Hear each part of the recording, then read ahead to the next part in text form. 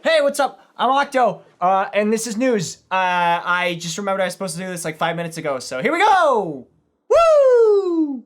Square Enix has released some screenshots from the much anticipated Final Fantasy VII Remake. You can see Cloud with Barret fighting the guard scorpion from the first Mako reactor, and it looks like he's ducking for cover, which, you know, we wouldn't really do in the original Final Fantasy VII, but that leads a few questions to be asked. Specifically, what is the new gameplay for the Final Fantasy VII Remake going to be like now that Nomura said that, you know, there's no more turn-based battles? Is it going to be more like Final Fantasy 15? My guess is probably yes, it is. I wanted to talk about the Final Fantasy VII Remake mostly because at first I was worried that it wasn't going to be turn-based anymore. When they announced that, I know Nomura came out and was like, well, that gameplay is on its way out. I still really enjoy it, and I honestly want to know if you do too, because I think keeping it as turn-based the way it was would be fine, but we're probably going to get something more like Final Fantasy 15, which is also fine. I thought the gameplay was okay in that. I mean, it was great. Was it great? No, good. It was fine. Whatever, I don't have time to retake this, so it was good. It was good gameplay. The screenshots are getting me more excited. Like, I'm really excited for this remake to come out. It's part of the reason why I bought a PS4. I'd like to see more of what they're gonna do, and I hope they don't change some of the iconic scenes, like this one.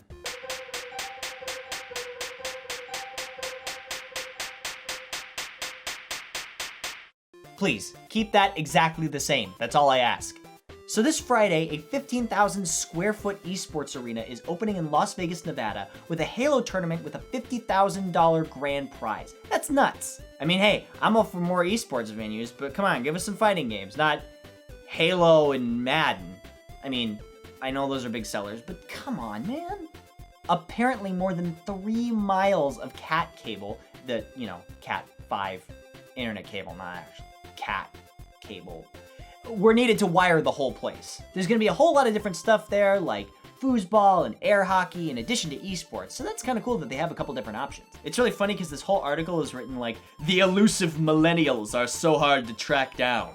So this is kind of cool. I think Las Vegas is the perfect place for this. I mean, Evo's there, it's already like a hub for gambling. What better place to put an esports arena than in Las Vegas? So I don't know if any of you guys out there watch Wednesday Night Fights, but it's already hosted at Esports Arena in Santa Ana, and I go there to compete every Wednesday for Guilty Gear, and it's a really cool space. There's places to practice, places for casuals, a big main stage for the event. I think it's a blast, and to have it in Las Vegas, hopefully for other big events, would be pretty cool. I would go and watch like competitions there, or to go to compete there or anything like that. I would definitely check it out. And in the article, they say something really interesting that I agree with, in that esports doesn't need to be legitimized any more than it already is. And I think that's true. It already has a huge backing and a huge force, financial and like competitive wise, or, you know, competition wise behind it. There's a lot of people into esports that keep up with it, that keep up with the players and whatnot. And that's great. I think that more venues for this type of thing, dedicated venues for this type of thing, are really going to help, you know, push it to the next level, whatever that is. So the official PlayStation YouTube channel posted a clip of Horizon Zero Dawn, the new game that comes out on the 28th from Guerrilla Games, and they showed it in 4K resolution for the PS4 Pro, and it looks amazing! So normally I don't really care about graphics in games. I could play Dwarf Fortress for hours and not give a shit. But this game looks amazing! I cannot even begin to describe to you how cool this looks. I don't have a PS4 Pro, I don't plan on getting a PS4 Pro, but if you have one, it looks like this game is going to be mind-bogglingly beautiful. I'm sorry, I'm looking at a screenshot of it right now. I'm looking at a video of it right now. It's gorgeous. This is possibly one of the best looking games I've seen on PS4. The fidelity is incredible, what have you.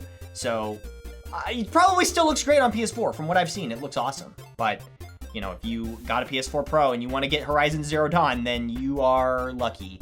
Although, I remember hearing a lot of stuff about certain games not running right on PS4 Pro, or having artifacting issues, or overheating issues, or screen tearing issues, or something like that. But it looks like this game was made to be played in 4K, or to have that fidelity of 4K resolution. That's pretty cool. I mean, if we're moving towards that, that's awesome, but I guess I'm kind of a slow adapter to these things, so. What about you guys? You You want to buy a PS4 Pro for Horizon Zero Dawn? You gonna do that? Cool. Give me one too.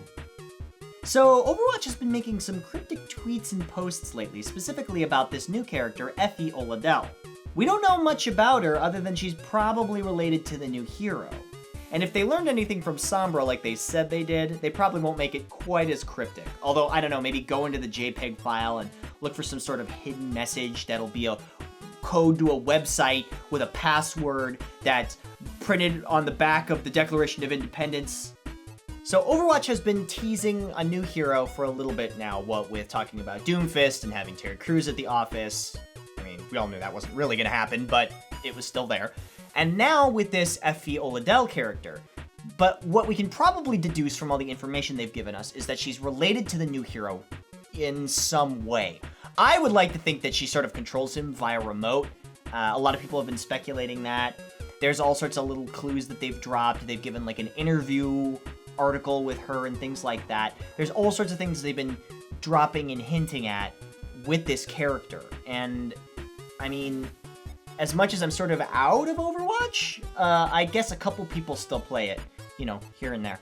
There was, however, a leak that was posted back in January for the new hero, whose name was going to be Ancora, and it had to do with Numbani, and they had a West African accent, which would coincide with Effie? Or Effie? Effie? I don't know, whatever. And that would be pretty interesting. They said it was going to be a tank character, an Omnic character, so we'll see if that has any legitimacy to it as events unfold and as Blizzard reveals more info. But for now, I guess we're just gonna have to keep guessing. So that's news for this week. Please don't tell Dodger that I did this like 15 minutes after she reminded me I was supposed to do it. This is between us. Shh.